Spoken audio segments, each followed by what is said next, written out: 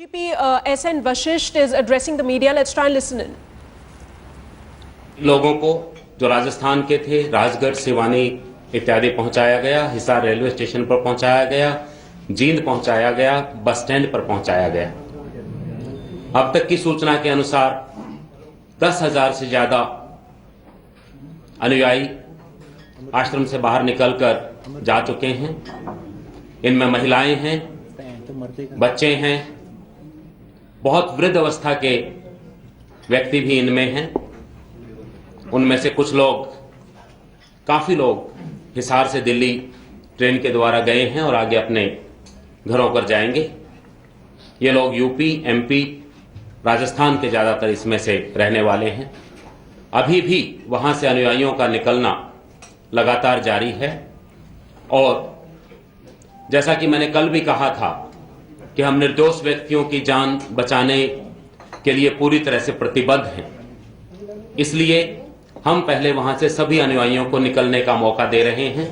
उसके लिए हम कोई समय सीमा भी निर्धारित नहीं कर रहे हैं। हमें उम्मीद है अगले कुछ घंटे में सभी अनुयायी वहां से निकल जाएंगे। अब तक की सूचना के मुताबिक 5,000 के आसपास या उससे ज्यादा अनुयायी अभी भी आश्रम में मौजूद हैं और इनमें भी महिलाएं, बच्चे और बूढ़े व्यक्ति शामिल हैं। इसके अलावा कुछ व्यक्ति जो इनकी आड़ में निकलकर जाना चाह रहे थे, जो इस सारी घटना में संलिप्त हैं, उन्हें भी पुलिस के द्वारा काबू किया गया है। और कल जो मुकदमा दर्ज हुआ था उसके अंदर 20 मेन आदमी और लगभग 250 व्यक्ति जो शामिल थे, जिनको आपने काले कपड़े इत्यादि में कल देखा था, उन लोगों को काबू किया गया है। उनके खिलाफ कानूनी कार्यवाही जारी है और मुझे उम्मीद है शाम तक उन सब की गिरफ्तारी पूछताछ के बाद कर लेंगे। मैं अभी आ रहा हूं। कल हमने 2 मुकदमे दर्ज किए थे। मुकदमा नंबर 427 जो हॉस्टेज रखने के बारे में था, जिसकी चर्चा मैंने कल शाम को की थी। इसके अतिरिक्त थाना बरवाला में मुकदमा नंबर 428 दर्ज किया है, जो SHO अनिल कुमार के बयान पर दर्ज किया गया है, जिसमें धारा 107, 148, 147, 149, 186, 120B कॉन्स्पिरेसी, 121, 121A, 122, 123, 224, 225। ओके, ये धाराएं हैं क्रिमिनल कॉन्स्पिरेसी की, इलीगल डिटेंशन की, रॉयटिंग की, सरकारी कार्य में बाधा पहुंचाने की, अटेम्प्ट टू मर्डर की और राज्य के विरुद्ध लड़ाई करने की। वही 121 है। इसके अंदर 120, 21, 21A, 122, 123 है। मैं ये स्पष्ट करना चाहूंगा कि जिस प्रकार की एविडेंस हमारे पास आती जाएगी उसमें धाराएं जुड़ती चली जाएंगी। 24A के लिए आप सोचते हैं कि बनाए केस? देखिए साहब, अभी तक ये मामला इन्वेस्टिगेशन का है। मैं इन्वेस्टिगेशन में जो धाराएं शुरू में लगाई जाती हैं वो फाइनल धाराएं नहीं होती हैं। जैसे जैसे हमारे पास ये समझिए कि ये मुकदमा दर्ज हुआ, कल रात तक फोर्स ऑपरेशन में लगी हुई थी और रात्रि के समय हमने ऑपरेशन सस्पेंड किया था कि लोग बाहर आ सकें। मुझे इस चीज से बेहद संतोष है कि वो स्ट्रेटजी हमारी कामयाब रही और वे निर्दोष व्यक्ति जो अंदर फंसे हुए थे वो बाहर आए, काफी तादाद में बाहर आए। 10,000 से ज्यादा लोग आ चुके हैं और आपने सबने टीवी में उनके इंटरव्यू वगैरह, फोटोग्राफ वगैरह अगर देखे होंगे तो ये बेहद जरूरी था कि हम इस चीज को प्रायोरिटी दें। इस मुकदमे की तफ्तीश अभी तो शुरू हुई है। इसके अलावा 124 से या अन्य कोई भी धारा बनेगी तो जिस जिस चीज का सबूत आता जाएगा वो लगाते जाएंगे और आप लोगों को भी बताते जाएंगे। मैंने अभी समाप्त नहीं किया है, वो भी आपको कर देंगे। तो मैं इस चीज का विश्वास दिलाना चाहूंगा कि कानून की पालना के लिए हम पूरी तरह से प्रतिबद्ध हैं और जो भी व्यक्ति इसमें संलिप्त पाया जाएगा उसे कानून की पूरी फोर्स का सामना करना पड़ेगा। मैं अगले मुद्दे पर आना चाहता हूं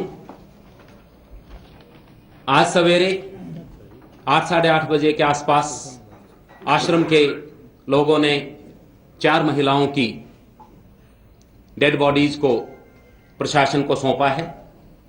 इन सभी को अग्रोहा मेडिकल कॉलेज भेजा गया है। इसमें एक महिला सविता है, एक संतोष है, एक का नाम मलकीत कौर है और एक राजबाला है। दोबारा से धीरे-धीरे सविता, संतोष। सविता 31 साल की है, दिल्ली की रहने वाली है। संतोष 45 साल की है, रोहतक की रहने वाली है। मलकीत कौर 50 साल की है, संगरूर की रहने वाली है। और राजबाला 70 साल की है, बिजनौर की रहने वाली। इन सभी डेड बॉडीज को अस्पताल भेज दिया गया है, जहां इंक्वेस्ट की प्रक्रिया जो सीआरपीसी में लेट डाउन है वह और पोस्टमार्टम किया जाएगा। मैं ये बताना चाहता हूं कि इस समय तक इनके शरीर पर किसी प्रकार की चोट का कोई भी निशान नहीं है। ये मौत कुदरती है या मारा गया है, अननेचुरल है, दम घुटने से है, भगदड़ से है, जिस तरह से भी है पोस्टमार्टम के बाद पता लगेगा और उसके अनुसार जो कानूनी कार्यवाही होगी वो की जाएगी। मैं फिर से दोहराना चाहूंगा कि कल के एक्शन में या अब तक के एक्शन में पुलिस के द्वारा न केवल कोई गोली इत्यादि भी नहीं चलाई गई, ना ही पुलिस के द्वारा अभी तक आश्रम में प्रवेश किया गया है। अभी हमें यह भी नहीं पता है कि इनकी मृत्यु का समय क्या है, 24 घंटे के बीच की है या उससे भी पहले की है। इन सभी प्रश्नों के उत्तर जैसे ही पोस्टमार्टम खत्म होता है हम लोग आपको देने की सूरत में होंगे। लेकिन मैं ये बताना चाहूंगा कि इसमें जो भी कानूनी कार्रवाई होगी वो पूरी तरह से अंजाम दी जाएगी। यदि इसके अंदर कोई इनके साथ किसी भी किस्म की घटना हुई है तो उसके हिसाब से मुकदमा भी दर्ज किया जाएगा और इन्वेस्टिगेशन भी की जाएगी। इसके अतिरिक्त एक न्यू दिल्ली का है, लखपत कॉलोनी का, एक भगवतीपुर है, संतोष भगवतीपुर डिस्ट्रिक्ट रोहतक की है, मलकीत कौर शेखुपुरा धुरी संगरूर की है और राजबाला के बारे में अभी बिजनौर ही मालूम है, पूरा पता मालूम नहीं है। इनमें से 3 के वारिस वहां पर पहुंचे हुए हैं। अगला मैं बताना चाहूंगा, आज सवेरे 4 बजे एक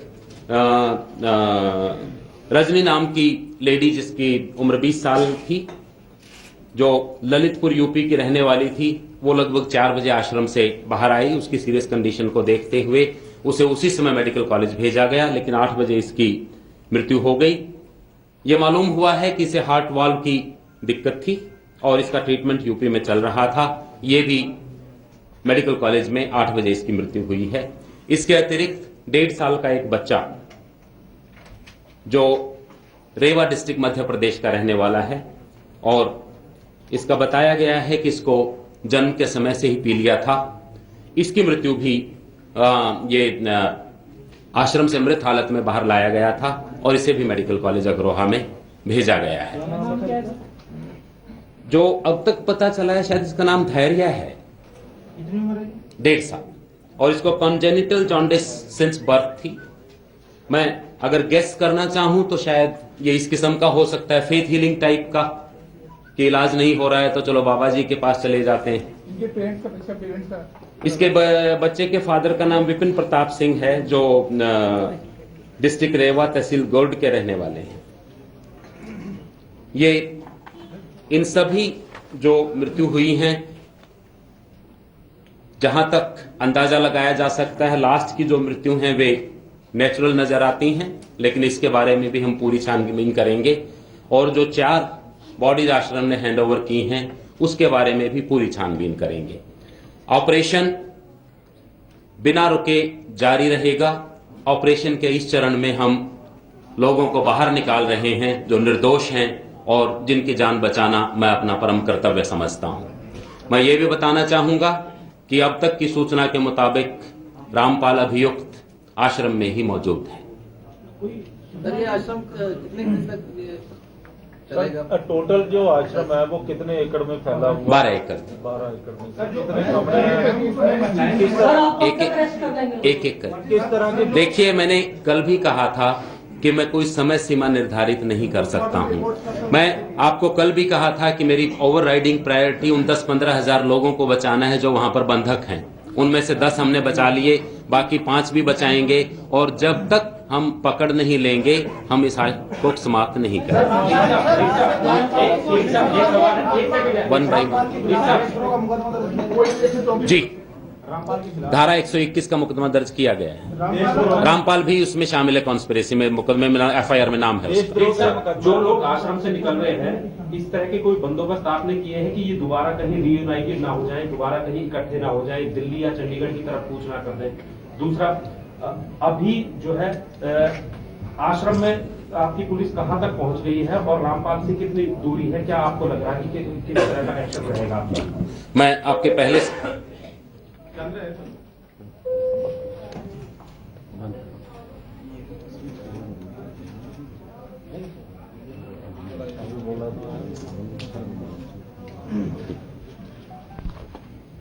मैं आपके पहले सवाल का जवाब देता हूं कि क्या ये लोग दिल्ली या चंडीगढ़ तो नहीं चले जाएंगे। मेरी कमिश्नर ऑफ पुलिस दिल्ली और IGUT से लगातार संपर्क जारी है। आज सवेरे भी बात हुई थी।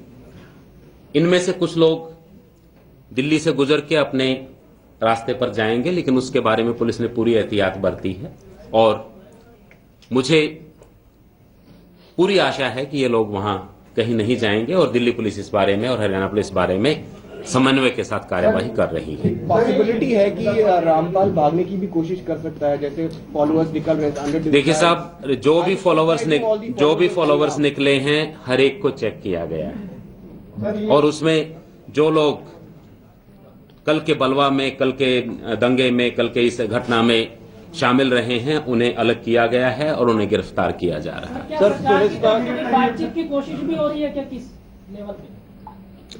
देखिए, ये आदमी एक अभियुक्त है और इसके खिलाफ अब जो मुकदमा है वो बेहद संगीन है। इस समय तक किसी बातचीत का कोई प्रस्ताव नहीं है, ना ही इस प्रकार के व्यक्ति के साथ किसी प्रकार की बातचीत संभव। सर, पुलिस का मैं परामर्श देता हूं अभियुक्त रामपाल को कि कानून के समक्ष सरेंडर करें। सर, ये कितने लोग अरेस्ट किए गए हैं? हाँ, इस मुकदमे में टोटल जो लोग राउंड अप हो चुके हैं वो 270 हैं। सर, कोई अंदर से पता चला है, अंदर से आई है, उनमें से किसी ने कंप्लेंट की है कि हमारे साथ अंदर दुर्व्यवहार हुआ है या कुछ ऐसी बातें हुई हैं? अभी तक इस तरह की हमारे पास कोई सूचना नहीं।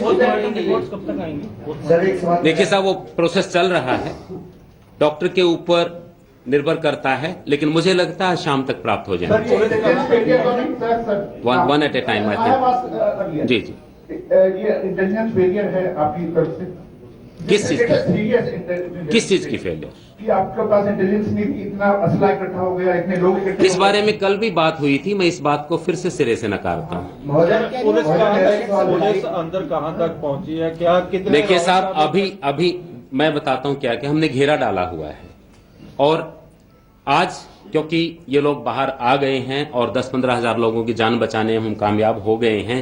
आज मैं आपको बताना चाहता हूं कि ये इस धैर्यपूर्वक रणनीति का ही परिणाम था कि अंदर मौतें नहीं हुई। सर, मेरा और अभी तक में भी अभी एंटर होगी या नहीं होगी, या देखिए, इसी तरह जो घेराबंदी जारी रहेगी? मैं ऑपरेशन डिटेल आपसे कोई शेयर नहीं कर सकता हूं। एक ही है, हमारा मकसद क्या है? हमारे मकसद 2 हैं, निर्दोष लोगों को बचाना और रामपाल को गिरफ्तार करना। हम दोनों ही मकसद में कामयाब होंगे, उसके लिए जहां तक जाना पड़ेगा जाएंगे। So there was some visuals sent by the I think that side has There were some visuals sent by the ashram guys from inside there. The cops have entered inside and they were kind of dealing with the women there. Some of them were, beaten up as well by the cops. Do you deny those visuals? You are saying the police has not entered the premises of the ashram so far? The police has not entered the ashram so far. 4 लोग मरे हो, क्या लगता है कैसे मरे होंगे? 4 औरतें जो मरी, मैंने ऑलरेडी बता दिया उसके बारे में। साहब, आपने कहा कि आप अपनी रणनीति से संतुष्ट हैं। जी, जिस तरह से आपने कहा है कि जो रणनीति आपने बनाई है आप जी। उससे संतुष्ट हैं। हाँ। और कार्रवाई आपके हिसाब से सुचारू रूप से जारी है। जी। क्या आपको नहीं लगता है कि कहीं ना कहीं ढिलाई बरती गई है? कोर्ट की अवमानना के नोटिस के बाद कहीं ना कहीं पुलिस दागी है, उसके बाद जिस तरह से मीडिया के साथ शुरू हुआ है और जिस तरह से नई बनी सरकार के ऊपर क्वेश्चन मार्क आज खड़े किए जा रहे हैं, क्या इसको आप फेलियर नहीं मानते? देखिए, पुलिस की तरफ से कोई ढिलाई नहीं बरती गई है।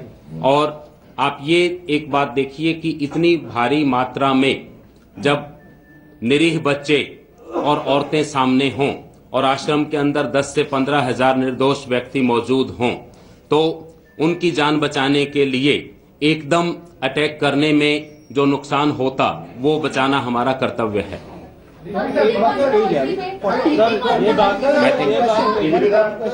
Rampal avoided police and court summons for 42 times. एक सेकंड यमुनानगर के एसपी को पीट दिया है आपके जवानों ने, क्योंकि आरोप है हिसार में बदतमीजी की एसपी ने की, फिर एसपी को पीट दिया है। जैसे पुलिस ही आपस में लड़ने लगी तो वहां पे कैसा होगा? आपकी बात गलत है। So there are allegations की 42 times आपकी बात गलत है। कोई ट्रुथ नहीं है। मेरी फोर्स पूरे तन मन से निर्दोष लोगों को बचाने और अभियुक्त रामपाल को गिरफ्तार करने में लगी हुई है। ये आरोप लग रहे हैं कि किलेबंदी उसने कर ली इतने दिनों तक, ये पॉलिटिकल पेटनेज की वजह से हुआ है और पुलिस को अब इतनी दिक्कत और मुश्किल आ रही है उसको पकड़ने में। किलेबंदी उसने की क्योंकि पॉलिटिकल पेटनेज थी इतने दिनों तक। 42 बार उसने समन्स को अवॉइड किया, कोर्ट तक में हाजिर नहीं हुआ ये शख्स। 3 बार आपके एनबीडब्ल्यू हो चुके हैं। पुलिस अपना कार्य कर रही है और उसको हम उसके अंजाम तक हाई कोर्ट में ले जाने तक पहुंचाएंगे।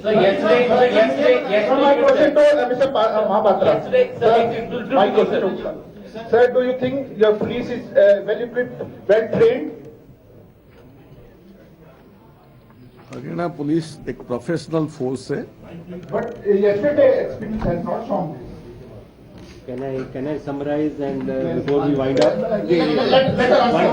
Let him answer, sir. Haryana police ये प्रोफेशनल फोर्स है और हरियाणा में पुलिस कानून की रक्षा करेगा, कानून का अनुपालना करेगा और कोर्ट का आदेश का पालना करेगी। Yesterday you said that your intention, yesterday that there was no intention to stop the media from covering the whole operation. You have nothing to hide. Then what stops you from allowing the media today to go to the site and at least show what is happening so that everything comes? They have been just kept at a safe distance.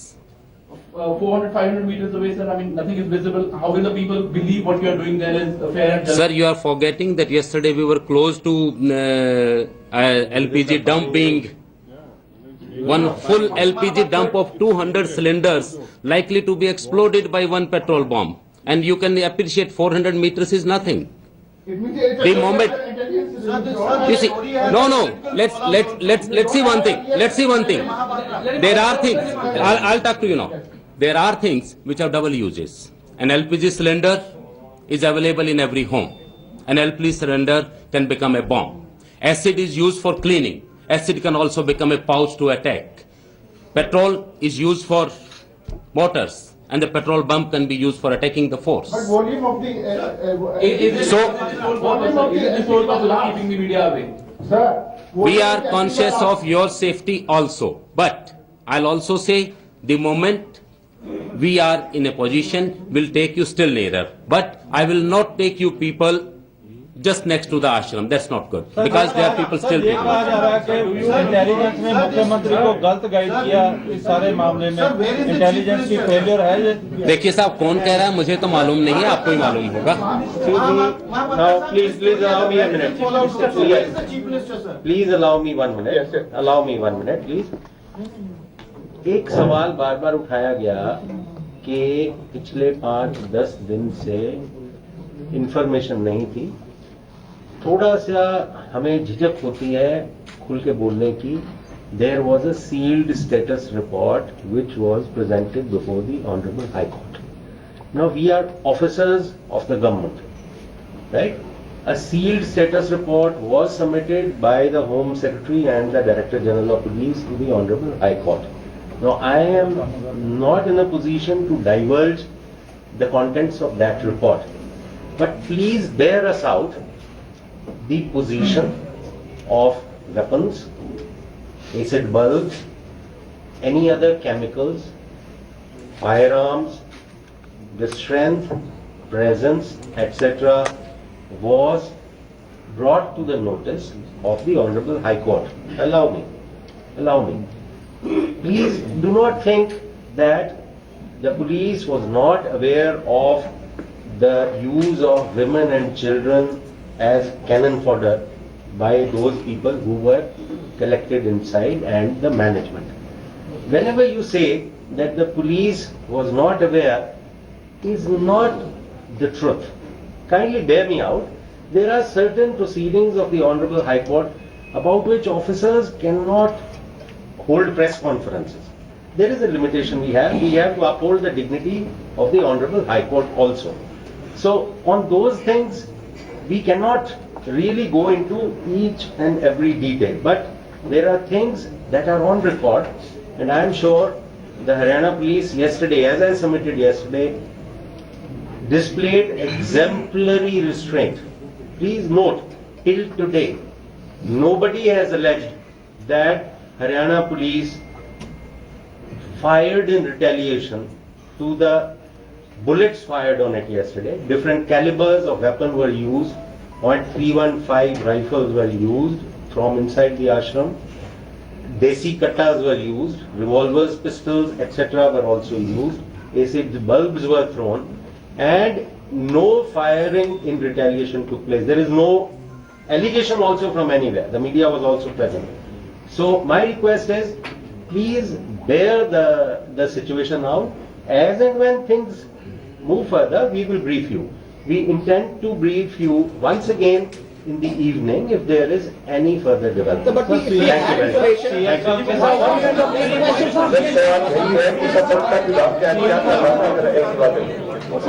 very much.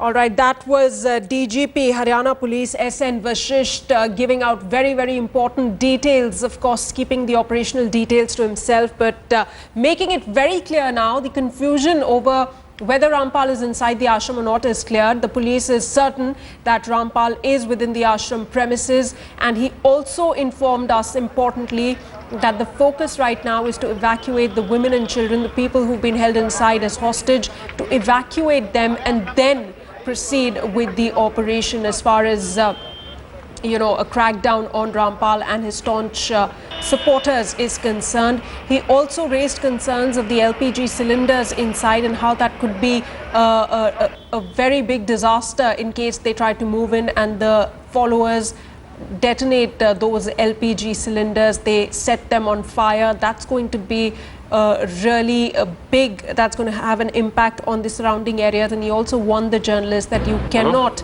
enter a set, this periphery. You have to stay out of this periphery. You have to stay out at a safe distance, because the police very certain that by evening they will be closing in on the Satlok ashram and making their best attempts to arrest Rampal along with his staunch disciples who are holed up inside.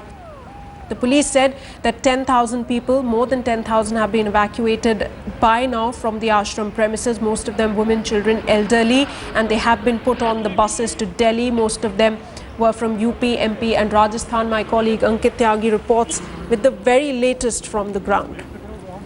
People are still coming out of the Satlok ashram. Right now we are just outside the ashram, and just as we came here in the morning, there are these 30 to 40 women and children, those who have come out. In fact, you can see old people, those who have been inside. There have been reports that many of them were forcibly being kept inside. There are a lot of people again and again repeating that they were not allowed to come inside. You can see that the policemen here are helping them, getting them in these buses. Then they will be taken. Also, of course, the stuff that they are carrying is being also checked. Let me quickly also take you through where we are.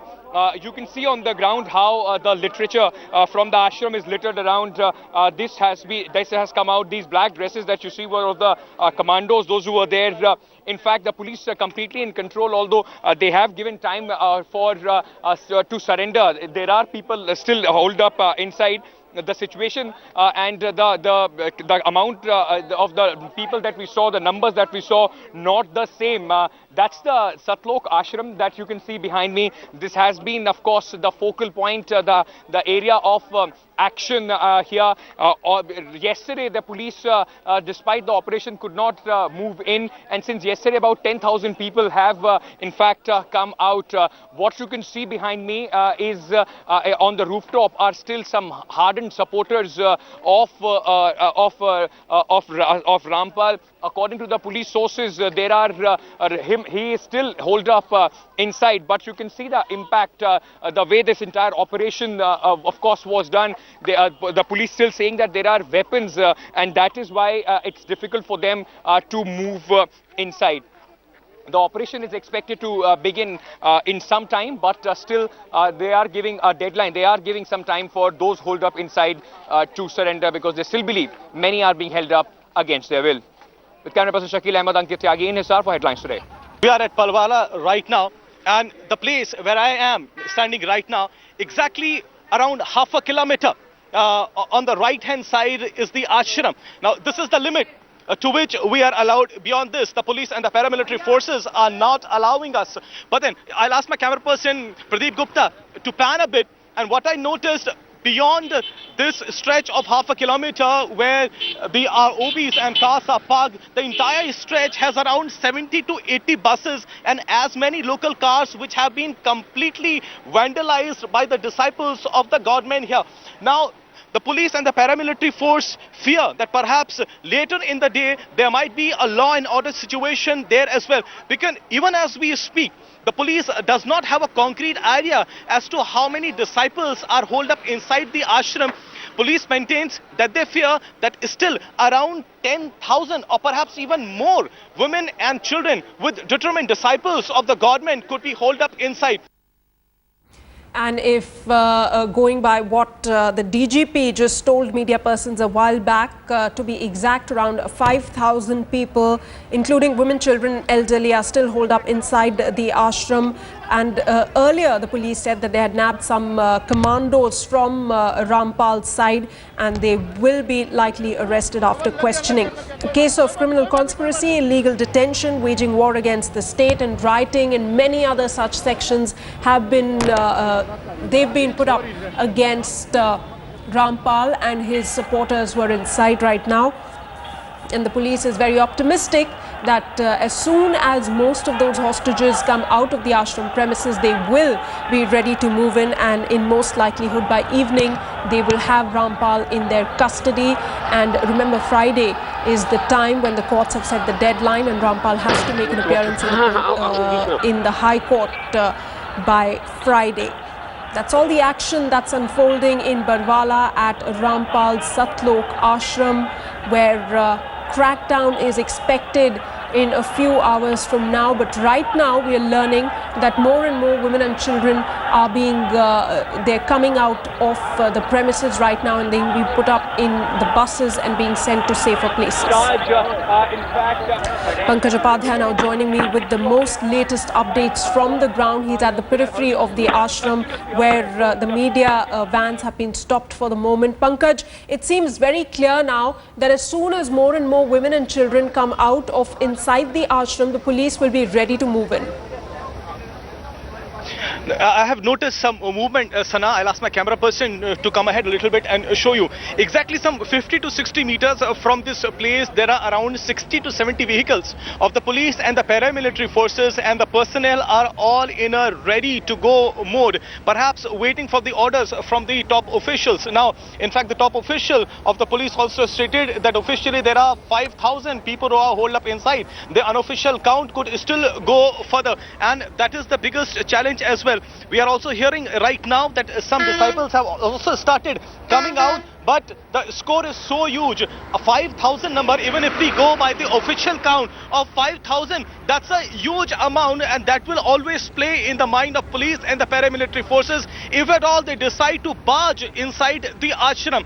Even at this point of time, police has not been able to ascertain how heavily is this militia of the godmen armed, because we are learning that they have lethal weaponry with them, and if that is the case, perhaps that could be used to target the innocent lives inside the ashram. So that remains the crucial point, that remains the challenge for the police and the paramilitary forces. But yes, at the latest being, there is some movement that we are seeing here at the other end, some 50 meters from this place, where 60 to 70 vehicles, as I said, of the police and paramilitary forces has housed all the personnel who are looking ready and waiting for the official word from the seniors. Sana. Right. So, Pankaj, one thing very crucial that the police DGP in fact mentioned is that Rampal is within the premises of the ashram. Now, that dispels all the other doubts that we had about his whereabouts. That's true. The biggest concern also right now is that police in the equal breath cannot deny the pain and anguish that the disciples who have been forced inside the ashram are being made to go through, because water and electricity supply has been cut off from the past couple of hours in the ashram. There is lack of medicinal facility there as well, and so the disciples are having a lot of problems. Clearly there are two groups now. One, the commandos, as the militia of the Baba calls themselves, and the second group which wishes to come out but which is being forced inside to stay there because they are being used as a human shield. And that, as I repeat, is the biggest concern for the police. Police also still maintains they are strategizing, they are not going to move behind. They know that the Baba is holed up inside along with his followers. And yet another new thing that I noticed this time around, Sana, was that police perhaps is still clueless as to how the inside of the ashram is structured. They do not really exactly know as to in which corner is the Baba holed up with his militia. So that is another big concern for the police, because at various strategic locations his armed militia is guarding those areas. So this could result in heavy casualties, not just for the police personnel but for the innocent lives, which include women and children as well. Absolutely, Pankaj. Some of the challenges, of course, in front of the security establishment over there, but it seems they're trying their best, they're strategizing so that no move goes wrong, because lives are at stake over here. Pankaj, for the moment, thanks for joining us. We, of course, will keep coming back to you as and when there are more details. Right now, the biggest worry is to evacuate the women, children and the elderly from the premises. We're slipping into a short break. We'll be back with the latest. Don't go anywhere.